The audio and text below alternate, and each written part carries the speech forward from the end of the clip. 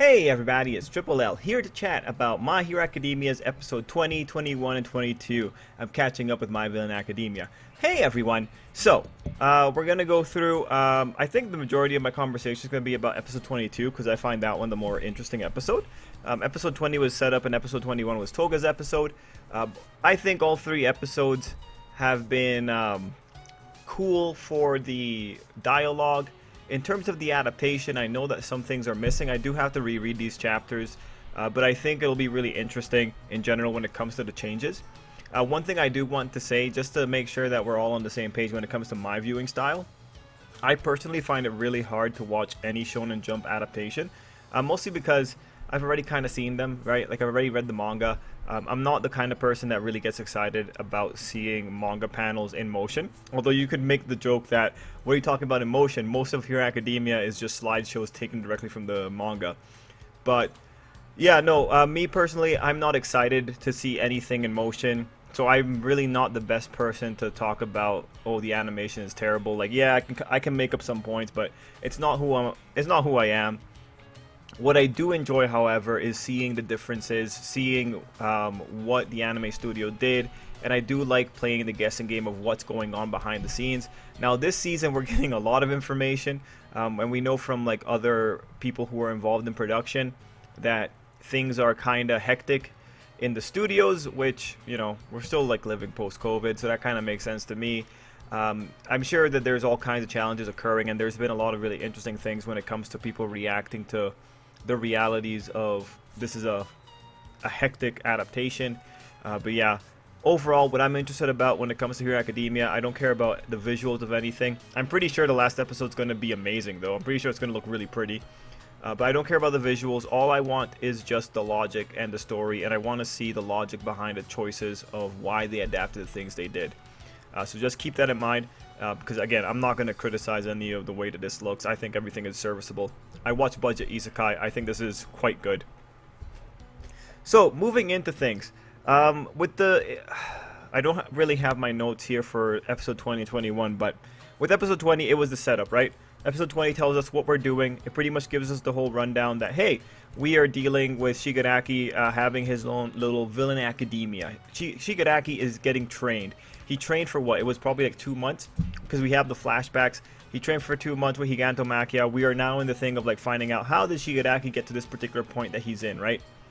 So for the setup episode with Giren being taken and all that, and then like the very quick introduction to Redestro's group, I thought it was serviceable. Like, again, there are things that the manga is, or sorry, the anime is taking away from the manga. Things that characterize Redestro in particular. Like Redestro, one of the things is, to this day, people think that Redestro, some people, very small minority, think that Redestro is justified in what he does, and it's like, bro, this is a guy who killed his assistant for giving a bad review of a book. And unfortunately, the anime viewers are going to miss that. That was how he was introduced to the readers. This man is crazy. And one thing with the Liberation Army that you'll notice, because it's especially prevalent in episode 22, is that the Liberation Army, they have this ideal about, oh yeah, man, freedom, express yourself, individuality is everywhere. But then Geten opens his mouth and is like, yeah, the standing in society is going to be based entirely on what you were born with. It's going to be entirely your meta ability to dictating your standing. And so the whole illusion starts breaking down when you stop talking about sweeping rhetoric, which is just hilarious. Anyway, episode 20 was the overall it was the overall introduction into everything. Things were readjusted. You missed Spinner saying out loud that the League of Villains was doomed, which very funny, because that line, the moment that he said that, I had things to say. Actually, you know what? Because the anime viewers already know that Shigaraki wins, and that they're working with these people, because the anime already spoiled that for you. Yeah, no, like back in the day, during the manga, Spinner was like, yo, we're in trouble. The League of Villains is going to go down, depending on translation. It really depends on the translation, what exactly he said. But when I saw that, I was thinking like, yo, seriously. They're going to become the villain conglomerate. And as it turned out, well, anime viewers, you saw they're working together with the people that tried to take them down. And that was more of an issue with Hero Academia as a manga. It does really stupid cliffhangers sometimes, and that's why you can make that kind of joke and actually be correct. And you know, when you look at the narrative, you start the arc with the author did something pretty simple. He set up what the villains were lacking, and then by the end of the arc, the villains have what they were lacking. So you can really, it's a really simple arc. It's a bookend. The author knew what he was doing. He kind of telegraphed things from the way he set up the arc. This is probably one of like the most classical bookends you'll find in Hero Academia. But it's just funny. Man, actually, thank God that the anime kind of gave that away already, because otherwise, yeah, thank God they gave it away, because otherwise it's like, because now I can spoil you and I don't have to play this stupid guessing game kind of thing with you guys. But yeah. Overall, introduction episode, I thought it was alright. Episode 21 is Toga's episode. Now, with that episode, the thing that I'm most interested in is just the general notion that maybe quirks compel certain behavior in people. Like, for Toga, she might be compelled to drink blood. And there's another character that has maybe a similar compulsion, or like, her mentality is affected by her quirk. And that might be La Brava. La Brava, for all we know, might experience love more intensely, which is why she is more prone to depression and becoming a shut-in. She's more prone to traumatic reactions to certain stimuli. And this is a really important area because Hero Academia universe is not very good at dealing with mental differences. And you see a little bit of this in episode 22.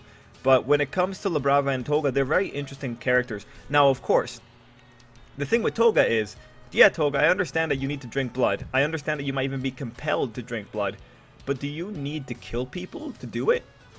Like, is there anything preventing you from just drinking, like, 1 liter of blood from a person? Now, and just letting them go off? Like, maybe someone donates, maybe someone volunteers, you know, just have, like, some kind of nice little work program for that? See, the thing is here is that there's really, her quirk does not require her to kill people. And that's where you have to start playing the game with her. You have to, like, to some degree say, like, maybe she can't control the bloodlust, but she could probably control the killing people. So ultimately, it's really interesting because at some point, Toga will have to have some type of blame assigned to her. And it's going to be interesting to see where exactly Hero Academia falls on that. Are they going to let Toga get away scot-free and just live her life trying to seek redemption or something, or are they going to punish her to some degree and also maybe rehabilitate her, right? Like that's the big question, and it's unfortunate because Toga is a victim of this this blind spot in society. I don't know what would you want to call that. I think they might have also glossed over that Toga went to therapy. Her parents made her go to therapy, but I think that's a line from the manga. But I'll be doing a proper manga comparison later on. Especially for Villain Academia. One thing that people might not know is that for the majority of Season 5, before Villain Academia, and ignoring any timeline shifts, it's been pretty accurate to the manga. Like, back when I was doing this a few weeks ago, 15, 16, and 17, I could only find like maybe 6 significant difference across those 3 episodes. For Villain Academia, it's different. Villain Academia is like completely, they're taking away a lot. So it'll be much more interesting to look at what exactly Villain Academia is losing. Now, we move into chapter... Sorry, I'm used to the manga. We move into episode 22 of the 5th season. So, there's a lot of little details here that I think are really worthwhile. First was Skeptic and his quirk. He can make puppets. I think it's a little bit more clear in the anime's translations of everything. But I like that Skeptic is a person that combines his tech with his quirk. The thing that controls the puppets are the micro-technology, which is like, that's pretty much the author's black box. That's pretty much like, oh yeah, it's just technology. I don't know what exactly the technology does to add to the puppets, like in terms of the very minute specifics. But, you know, the author says technology, I'll be like, alright, technology. Next thing I want to talk about is, also Skeptic has a moment where he talks about he's only ever failed once. I don't know, or I don't remember if Skeptic actually said out loud what he failed at. I'll have to look in the manga again. I just found that a really interesting detail, and I was surprised that I forgot it. But then again, I haven't read this era of the manga. We then go into Twice's backstory and how he got screwed over. Now, this is something that I want to bring up just because we're moving into an era of Hero Academia where it's talking more about personal responsibility and talking about people being together and all that kind of stuff. I want to remind you of just societal evil. In this case, we have Twice being treated really badly after really what looked like was an accident from Twice's side. He gets screwed over because there was like a big important client for one of their partners, and now their job is never going to get that contract again. There was a phone call, even though it was an honest-to-goodness accident or whatever else. And this is what sets Twice up for his descent. The thing that's important here is that at the end of the day, heroes can't do anything about societal evils, or they're not well equipped to do it unless heroes are going to start giving out some truth bombs. Things like, you know, discrimination against the mutant shapes, and just things like this, just unfairness, using political or economic clout to ruin someone else's life. What can a hero really do about that? At the end of the day, these are societal evils. And when we go into the future, keep an eye out for anyone that says that the way to the future is togetherness. And then ask yourself, how is togetherness going to address people who are naturally at the top of economic ladders? And how is it going to treat those people who look down on others like Twice? Because ultimately, the mistreatment by society is what leads into nasty reactions from other people. For instance, Gentle, he made a mistake. Yeah, he injured, I think, a hero in the process. But then his family gets shamed. His family just gets shamed in general. Heck, Endeavor will probably go through a lot when, if things ever come out when it comes to Endeavor. The point is, you want to talk about togetherness? The community and society is very together when it comes to naming and shaming people and bringing them down. At the end of the day, there are some things that togetherness is not going to really solve because you're not really addressing the some of the bigger issues that provoke the creation of villains. The reason I'm bringing this up is because this is actually an interesting topic because it has to do with something the manga covered this week. So if you know the manga, you know what I'm talking about. But right here in this episode, this is one of those moments where you really need to look at other characters saying what's the way to the future and really ask, how are you going to address a dick with a lot of money taking advantage of the fact that he has economic and social clout to make someone else's life terrible. He's not a villain by the labels that Hero Academia gives him, but he's definitely a gigantic dick that creates more villains. And that's ultimately another thing to just be mindful of. At the end of the day, you know, this is like Hero Academia society. The way that I've always talked about it is the heroes are there to give society enough time to become better. In other words, the heroes protect society from immediate sources of danger so that society can hopefully improve, not stagnate. And this is a big problem in Hero Academia society because Hero Academia society has stagnated because of All Might and what he ultimately represented as the symbol of peace. All Might was both a symbol of peace and a symbol of laziness because it took away agency from the civilians. So, definitely, you know, when you look at Villain Academia, these are 21 and 22 in particular are episodes you have to take and use as counter examples to whenever some hero is screeching platitudes about togetherness, because togetherness again doesn't address the particular issues here. The particular issues here have to be addressed by understanding, tolerance, and patience, which ironically in the manga those are the things that a certain someone wants to head towards. But we're still at like the very basic steps, and some other people don't have as developed rhetoric to really incorporate this type of stuff in here.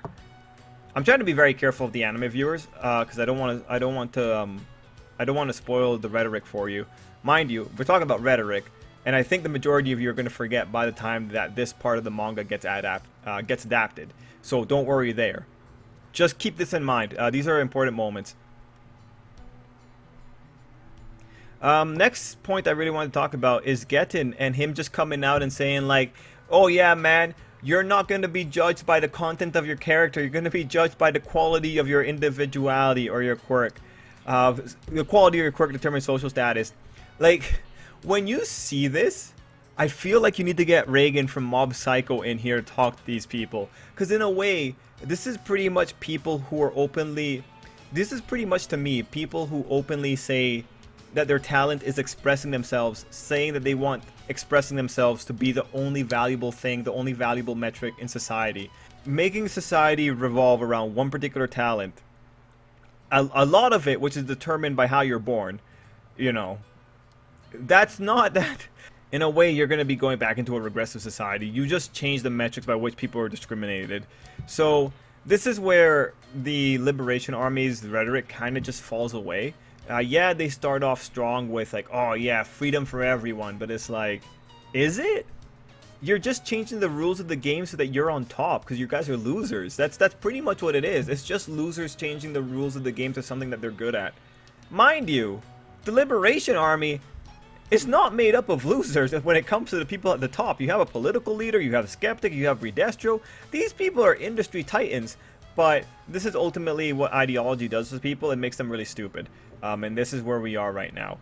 Also, it's unfortunate that Dobby's the one talking to Getten, because while you can say it's appropriate that Dobby doesn't talk too much, he's got the worst replies. Like, Getten says gives out his whole thesis, and Dobby's like, die. And it's like, well, that's an accurate representation of Twitter, for sure. Someone gives out a nice explanation and everyone just kind of does a one-word answer. But at the same time, it's like, it's Twitter. Like, I don't want this. Give me someone better. Put someone who can actually talk to this guy. I want someone to point out how stupid this is.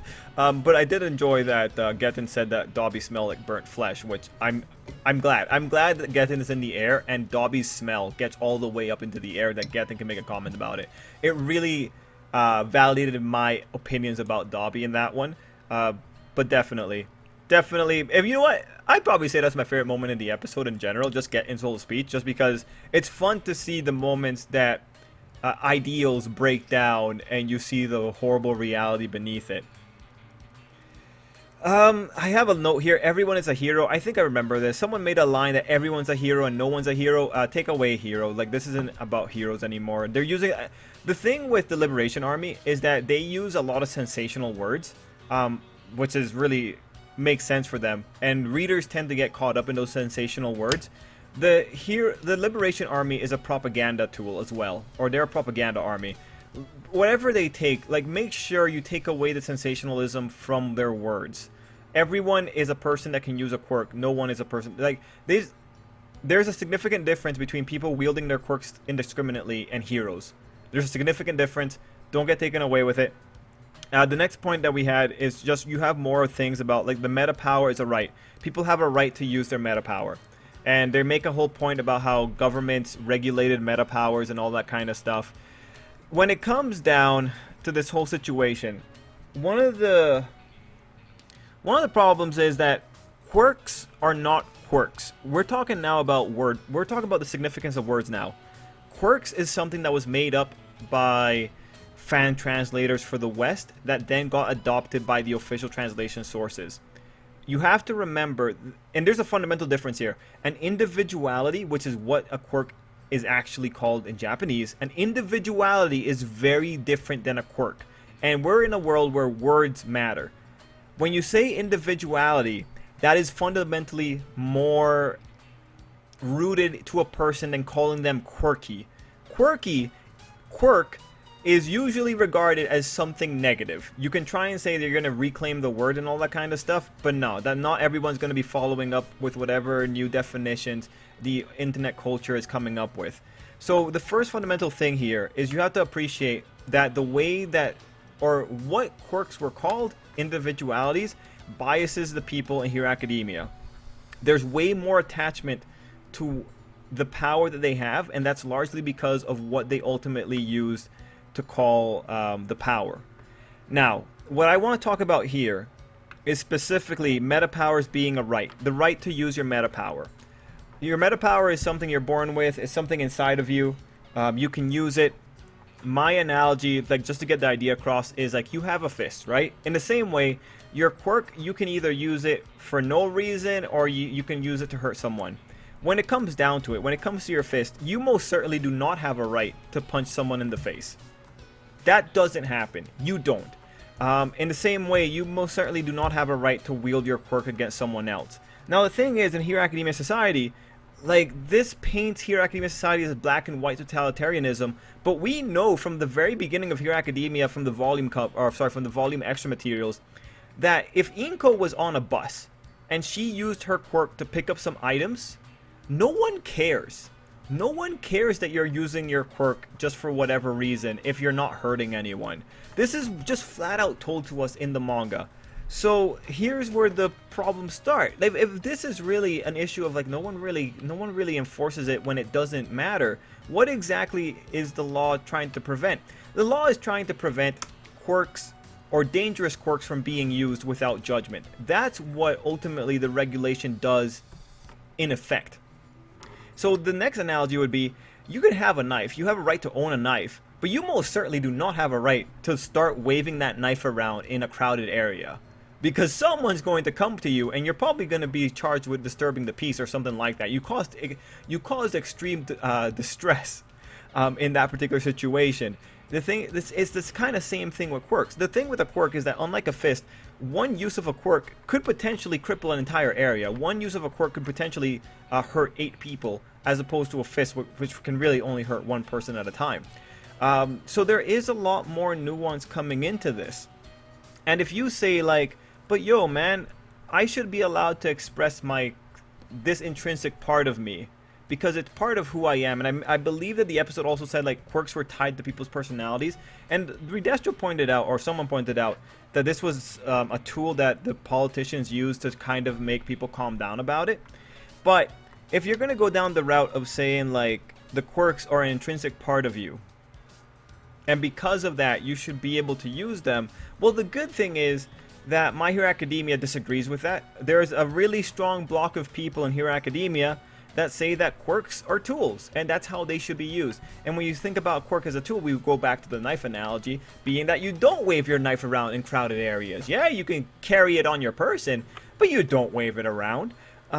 So ultimately, this is a really interesting thing. I think at the end of the day, the correct narrative that Hero Academia is going to push is that quirks are tools.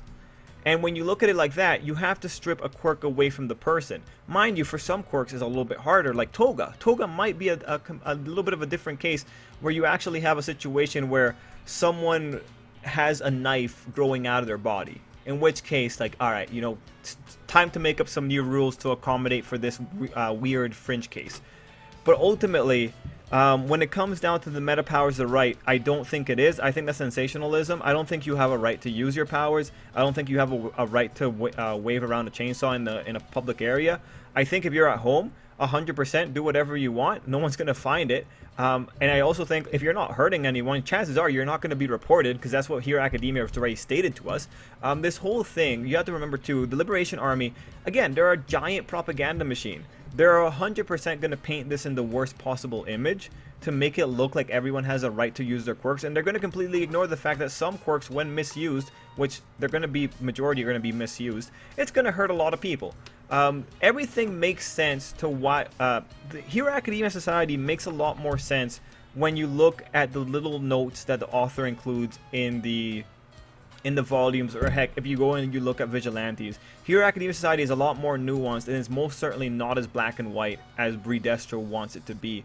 So that's ultimately why episode 22 is a really good episode when it comes down to rhetoric, because you're seeing in real time some interesting rhetorics come out, and also this is where the villains start breaking down a bit, because you have to start getting the details to start lobbying against them to say like, okay, you guys are not that smart. And mind you, on paper, the entire Shigaraki versus Redestro arc, or the entirety of My Villain Academia, is not very smart. Redestro should not have gone and turned this into a fight that Shigaraki could win. Redestro should not have put himself in a tower and have Shigaraki play Mario to try and get to him. Bringing yourself down to your enemy's level is idiotic. The art of war would agree. It's extremely idiotic, but when you look at Redestro, he says it like flat out.